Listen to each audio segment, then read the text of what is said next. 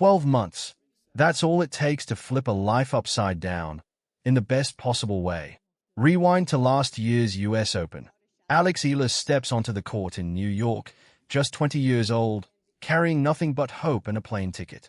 Nobody expected much from her. She was there to learn, to get a taste of the big stage, maybe steal a set off someone ranked way above her. Instead, she tore up the script.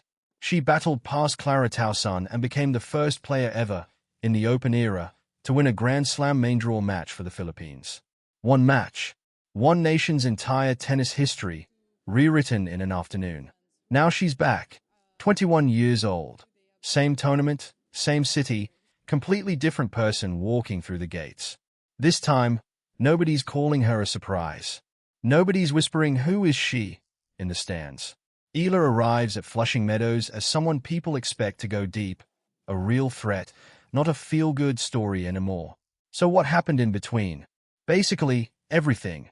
She's played 3 more Grand Slam main draws since that breakout run. She's stared down top 10 opponents across the net and walked away standing. She's been dropped into the kind of pressure cooker matches that either break young players or forge them into something tougher. For Eala, it was the second one. Speaking at her pre-tournament press conference in Cincinnati, she reflected on just how much that stretch has shaped her. She said she knows none of this would exist without the work she put in before it, and she knows it won't keep happening unless she keeps putting that work in. But beyond the results, she said the journey changed her as a person. It gave her a new lens on life, matured her, taught her hard lessons, and brought her real joy along the way.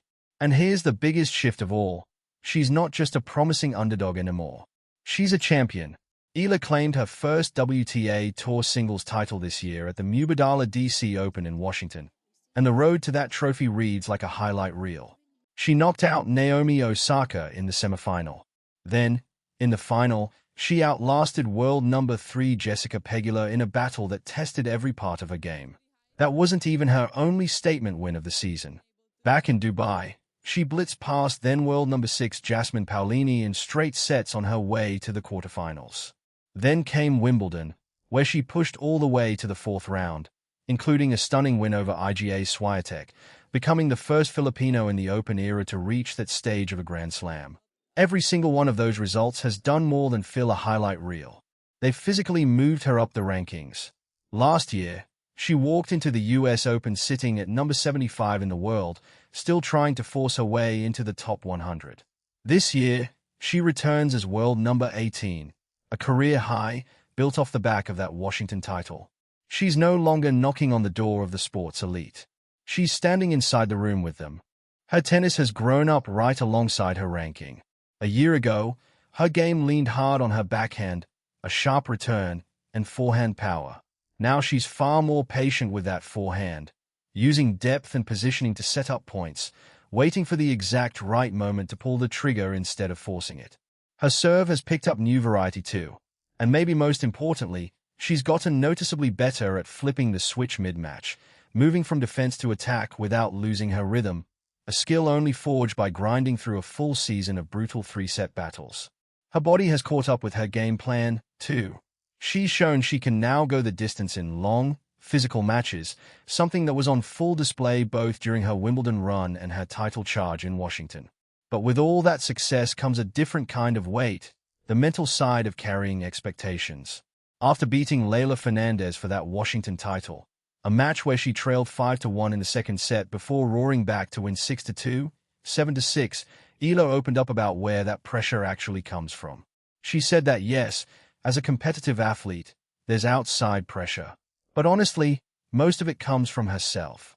She described herself as extremely self-demanding, extremely ambitious, someone who's grateful for everyone cheering her on, but who ultimately sees this as her own journey, driven by the standard she sets for herself, not anyone else's. That mindset says a lot about where she's headed next. Last year, simply winning one Grand Slam match was enough to make headlines. It got her to the second round, and that alone was history. This year, a second-round finish wouldn't be celebrated. It would be viewed as a step backward. That's the tricky part of progress. As a top 20 player and a WTA title holder, Eala now walks into New York under real expectations of making a deep run. But none of that guarantees anything. If anything, the pressure has only gotten heavier, because now she has to prove that Washington, Wimbledon, and those wins over some of the biggest names in tennis weren't just a hot streak.